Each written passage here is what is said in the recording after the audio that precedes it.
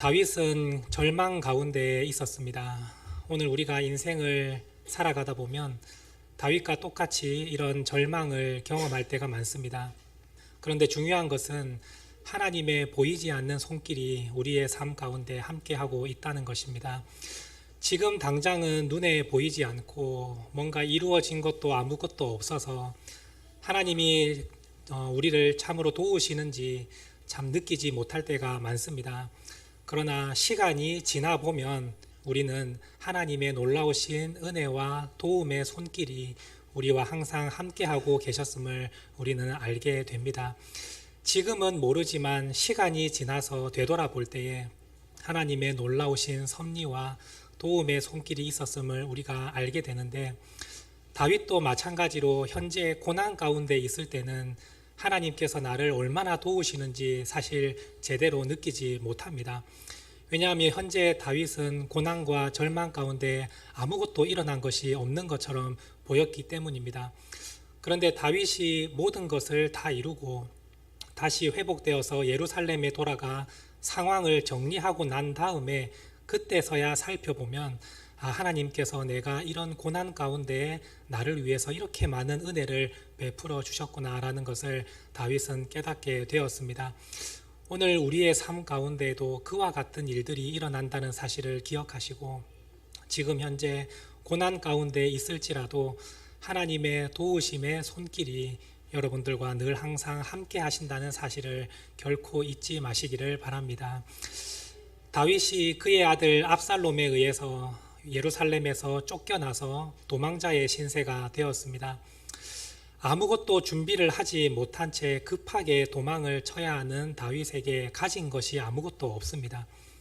그냥 목숨만 하나 건졌다는 사실 하나로 지금 도망의 길에 올라서고 있는데, 다윗에게는 모든 것이 다 불리한 상황으로 작용하고 있습니다.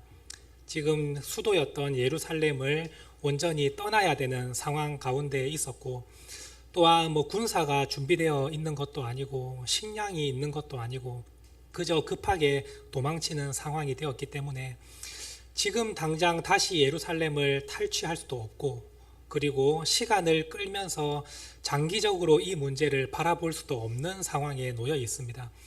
이렇게 하지도 못하고 저렇게 하지도 못하는 진퇴양난 속에서 다윗이 참 아무것도 할 수 없는 상황 속에 놓여 있다는 것을 볼 수가 있습니다.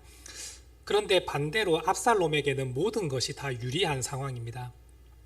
군사를 이끌고 바로 즉시 쫓아가서 다윗을 쳐도 유리한 상황이고, 이 문제를 시간을 끌면서 장기적으로 끌고 가도 압살롬은 유리한 상황입니다. 왜냐하면 압살롬이 예루살렘 성을 차지하고 있기 때문에 군사적인 동원의 문제나 식량의 문제나 모든 것들이 다 압살롬에게는 유리한 상황입니다. 그런데 이런 상황 가운데에서 다윗이 하나님께 마음을 정하고 하나님께 기도하며 자신의 인생을 모든 것을 맡겼을 때 하나님의 도우심의 손길이 다윗에게 임하였고, 막막하고 답이 없는 상황 가운데에서도 하나님께서 이끌어 가주시고 또 그 가운데에서 길을 여시는 하나님의 놀라우신 은혜를 보게 됩니다. 제일 먼저 하나님의 도우심의 은혜가 다윗에게 임하였을 때에 제사장의 무리들이 다윗과 함께 하였다는 사실입니다. 다윗이 고난 가운데에 도망자의 길을 걸을 때에 하나님께 마음을 정하고 자기의 죄를 뉘우치고 그리고 하나님께 모든 것을 맡기며 도우심을 구하였을 때에 이 제사장 사독과 아비아달이 레위인을 이끌고 하나님의 임재의 상징인 언약궤를 메고 다윗을 쫓아왔습니다. 그때 다윗이 언약궤를 다시 예루살렘에 돌려보내면서 이 제사장 사독과 아비아달에게 예루살렘으로 돌아가서 그곳에서 일어나는 모든 일들을 자기에게 알려달라, 모든 정보를 자기에게 전해달라고 부탁을 했습니다. 사실 이 제사장의 무리가 없었다면 다윗은 예루살렘에서 어떠한 일이 일어나는지, 어떠한 계획을 가지고 있는지 전혀 알 수가 없는 막막한 상황입니다. 그런데 하나님께서 제사장의 무리들을 다윗에게 붙여주시고 그들을 통해서 예루살렘에 있는 모든 정보를 전달할 수 있게 해주심으로써 다윗에게 막혀 있던 길이 하나씩 열어지기 시작을 합니다. 다윗에게 또한 한 가지 충격적인 소식이 들려옵니다. 다윗의 모사였던 이스라엘의 지략가인 아히도벨이 다윗을 배반하고 압살롬에게 가담했다는 소식이 들려옵니다. 그때에도 다윗은 하나님께 기도하였습니다. 하나님, 저 아히도벨의 모략을 어리석게 해주십시오 기도했을 때 하나님은 다윗의 친구인 후세를 다윗에게 붙여주셨습니다. 기도의 응답인 것을 깨닫고 다윗은 후세도 예루살렘으로 들여보냅니다. 가서 아히도벨의 계략을 패하게 하는 일을 네가 맡아달라 부탁을 하면서 후세를 예루살렘으로 보냅니다. 그럼으로써 다윗에게 일어나는 모든 안 좋은 계획들을 이 후세가 막아줌으로 인해서 다윗에게 조금씩 기회가 열어지는 모습을 우리가 볼 수가 있었습니다. 이렇게 하나님께서 다윗에게 보이지 않는 손길을 통해서 막막했던 다윗의 길을 조금씩 열어가시는데 이제는 더욱더 그 길을 열어가시고 다윗을 도와주시는 모습이 오늘 말씀을 통해서 자세하게 드러나고 있습니다. 후세가 아히도벨의 계략을 막고 다윗을 위해서 시간을 벌어줍니다. 아히도벨은 직접 자기가 급하게 12,000명의 정예 부대를 모집해서 다윗을 쫓아가서 그 다윗을 죽이겠다고 얘기했지만 하나님께서 압살롬의 마음을 돌리셔서 후세의 이야기를 듣게 하십니다.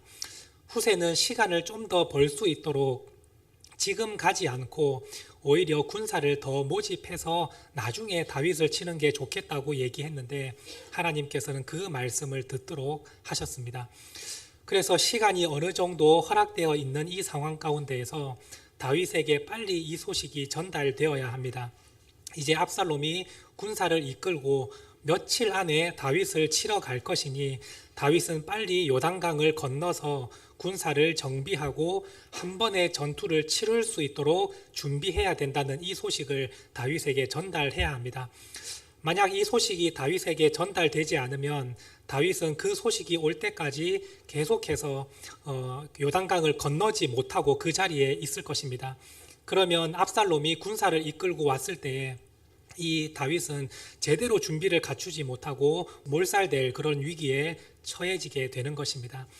그래서 후세가 사독과 아비아달 제사장에게 이 모든 계획과 계략들을 전해줍니다.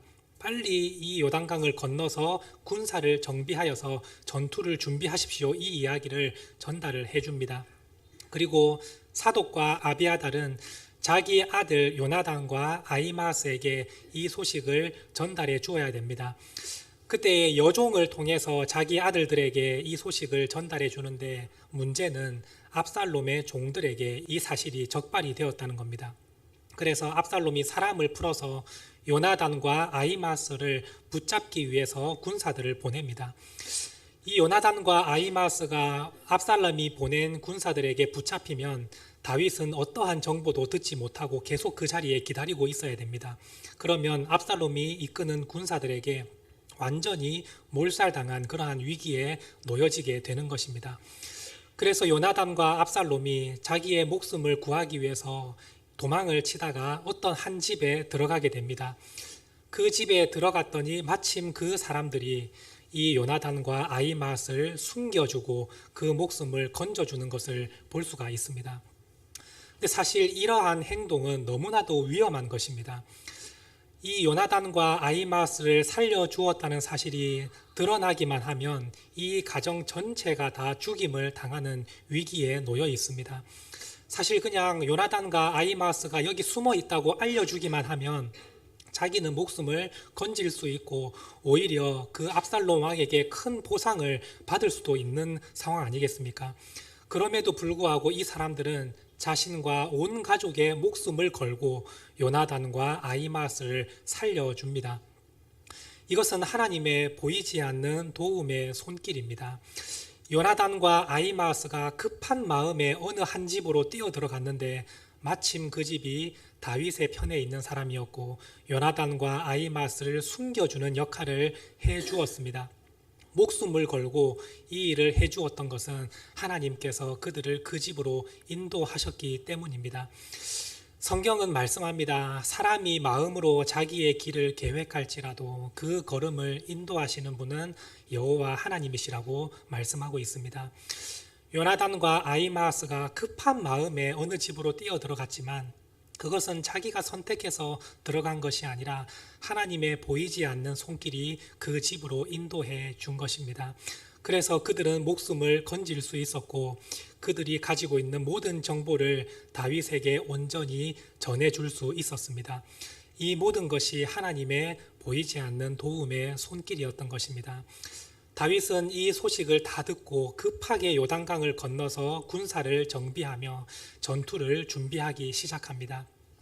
이 소식을 듣지 못했다면 다윗은 온전히 망하게 되었을 건데 그 소식을 들을 수 있게 되므로 다시 한번 기회가 생기고 하나님께서 길을 여시는 그 은혜를 다윗이 경험하게 되었던 것입니다.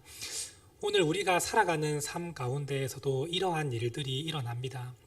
여러분들의 인생에 참으로 어둡고 막막한 일이 있을지라도 하나님께 도움을 구하고 의지한다면 하나님께서 그 사람의 길을 인도하시고 그 길을 반드시 열어주셔서 되게 하시는 은혜를 하나님은 허락해 주십니다. 길을 열어가시는 하나님의 그 은혜를 여러분들이 영적인 눈을 뜨고 바라볼 수 있게 되기를 원합니다. 우리가 그 눈을 뜨지 않으면 내가 하고 있는 모든 일이 어떻게 되는지를 알지 못하지만 우리가 믿음을 가지고 하나님을 바라볼 때에 하나님께서 내 길을 이렇게 인도하고 계시는구나라는 것을 여러분들은 반드시 보게 될 것입니다. 하나님은 지금도 여러분들의 삶 가운데에 길을 열고 계심을 믿으시고 그 하나님께 모든 인생을 맡기고 믿음으로 나아갈 수 있게 되기를 원합니다. 다윗이 이렇게 소식을 듣고 요단강을 건넜을 때에 거기서 또 한 번의 하나님의 도움의 손길이 일어나는 것을 볼 수가 있습니다. 27절 말씀을 보시면 다윗이 마하나임에 이르렀을 때에 암몬 족속에게 속한 라빠 사람 나하스의 아들 소비와 로데발 사람 암미엘의 아들 마길과 로글림 길르앗 사람 바르실레가 다윗을 위해서 도와주러 왔다고 말씀을 하고 있습니다. 이 사람들이 다윗이 배가 고프고 지금 현재 힘들어하는 상황임을 알고 자기가 가지고 있는 모든 것을 동원해서 다윗을 찾아와서 먹을 것을 주고 공개를 해줍니다. 어떠한 것을 주었다고 말하고 있습니까? 28절에서 29절 말씀을 보시면 침상과 대야와 질그릇과 밀과 보리와 밀가루와 볶은 곡식과 콩과 팥과 볶은 녹두와 꿀과 버터와 양과 치즈를 가져다가 이 다윗과 함께한 부하들과 백성들에게 공급을 해주었다고 말씀하고 있습니다. 여기서 말하는 이 침상이라는 것은 잠을 잘 수 있는 것을 의미합니다. 오늘 말로 따지면 침낭이나 텐트 정도를 의미하겠죠. 제대로 지금 아무것도 갖추지 못한 상황에서 잠을 잘 수 있는 모든 것들을 채워주고 있음을 볼 수 있습니다. 그리고 또한 대야라는 것은 가마솥 같은 것을 의미합니다. 음식을 끓여서 먹을 수 있는 그러한 기구들을 의미하는 것이고 그 외에 여러 가지 맛있는 음식들을 다 가지고 와서 지금 피난에 있는 그 다윗을 먹이고 있습니다. 이 먹는 음식들을 한번 보십시오. 오늘 우리보다 더 잘 먹지 않습니까? 그죠? 다윗은 피난길에 있는데도 이 정도로 음식을 먹을 수 있도록 하나님께서 도와주셨습니다. 지금 현재 성경에 말씀하고 있는 소비와 마길과 바르실레 이 세 사람을 통해서 다윗과 함께인 모든 사람들이 풍족하게 먹을 수 있도록 하나님께서 채워주심을 볼 수가 있습니다. 하나님은 이 세 사람에게 마음에 감동을 주셔서 다윗을 돕게 하셨습니다. 하나님은 믿음의 사람들에게 항상 마음에 감동을 주시고 그 사람의 필요한 것을 채울 수 있도록 하나님은 사람을 붙여주십니다. 오늘 우리가 선교사님을 도와주고 어려운 교회를 도와주고 연약한 사람들을 섬길 때에 우리 마음 가운데 하나님이 주시는 감동이 있기 때문에 우리가 그 일을 행할 수 있는 것입니다. 그 일들을 통해서 또한 한 사람이 또 살아갈 수 있도록 하나님은 허락해 주시는 그 은혜가 주님께서 주시는 감동으로 일어나는 일들 아니겠습니까? 그와 마찬가지로 여러분들을 돕기 위해서 하나님은 주위에 있는 많은 사람들을 감동을 시킵니다.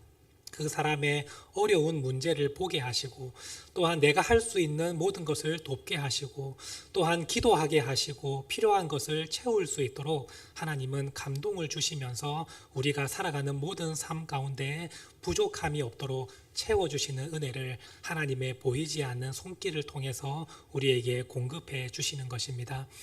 오늘 우리가 살아갈 때에 하나님의 보이지 않는 손이 항상 여러분들과 함께 한다는 사실을 잊지 마시기를 바랍니다.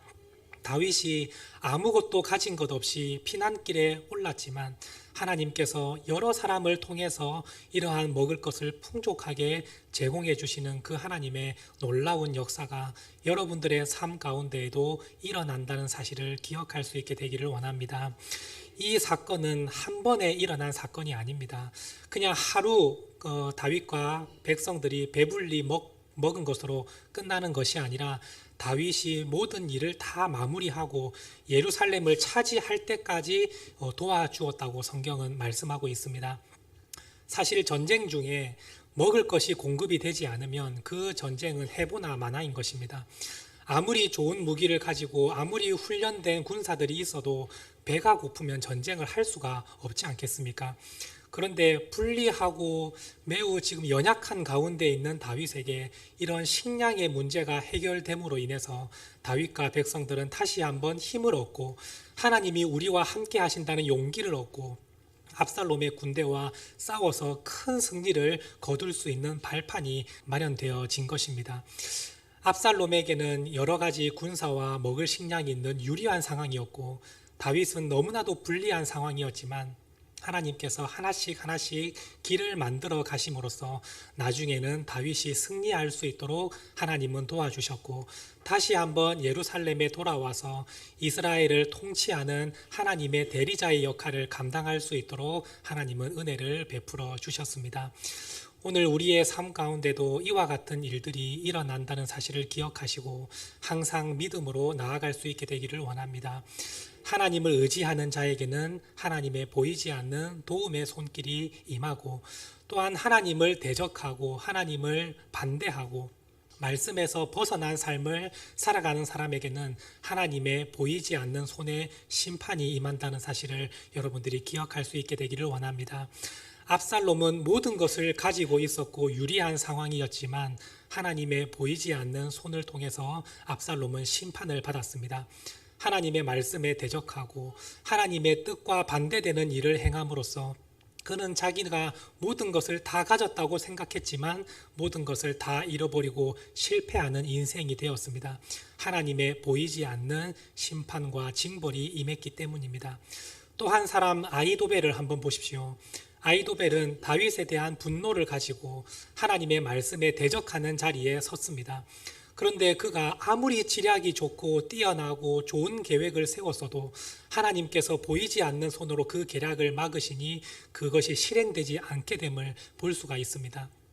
아히도벨은 자기의 계획이 실행되지 않음으로 인해서 압살롬에게 마음이 떠나고 실망하여서 자기 집으로 돌아가 버렸고 그리고 그 집에서 목을 메고 자살하는 그러한 인생으로 마치게 되었습니다. 하나님의 보이지 않는 손길은 하나님을 의지하고 붙드는 자에게 임하게 됩니다. 오늘 우리가 주님의 말씀에 반대로 살아가고 하나님을 대적하며 말씀에서 벗어난 삶을 사는 것이 아니라 하나님을 의지하고 도우심을 간절히 구하며 살아간다면 오히려 우리는 지금 불리하고 또한 열악한 환경 가운데에서도 하나님은 유리한 쪽으로 바꾸어 가실 것입니다. 오늘 우리에게 이러한 은혜가 풍성하게 넘칠 수 있도록 우리 모든 성도님들이 하나님을 의지하고 믿으시고 하나님께 모든 인생을 맡기시는 우리 성도님들이 될 수 있기를 간절히 바랍니다. 기도하시겠습니다. 하나님 아버지 감사드립니다. 오늘도 주님의 전에 우리를 불러주시고 하나님의 은혜를 풍족하게 누릴 수 있도록 도와주심에 감사드립니다. 지금은 어렵고 막막하더라도 하나님께서 우리와 함께하여 주시고 하나님의 보이지 않는 도움의 손길이 날마다 우리와 함께한다는 사실을 기억하며 지금은 비록 보이지 않지만 하나님이 도와주심을 믿고 지금부터 감사하며 찬송하는 삶을 살아가는 우리 모두가 될 수 있도록 도와주시옵소서. 주님께 인생을 맡기는 자, 하나님께 피하는 자, 하나님께서 반드시 지켜주시고 도와주시며 길을 열어주심을 우리가 말씀을 통해 배웁니다. 이 믿음이 사라지지 않고 끝까지 하나님만 붙들며 나아가는 우리 모든 성도들이 될 수 있도록 하나님 함께하여 주시옵소서. 감사드리며 예수님의 이름으로 간절히 기도드립니다. 아멘.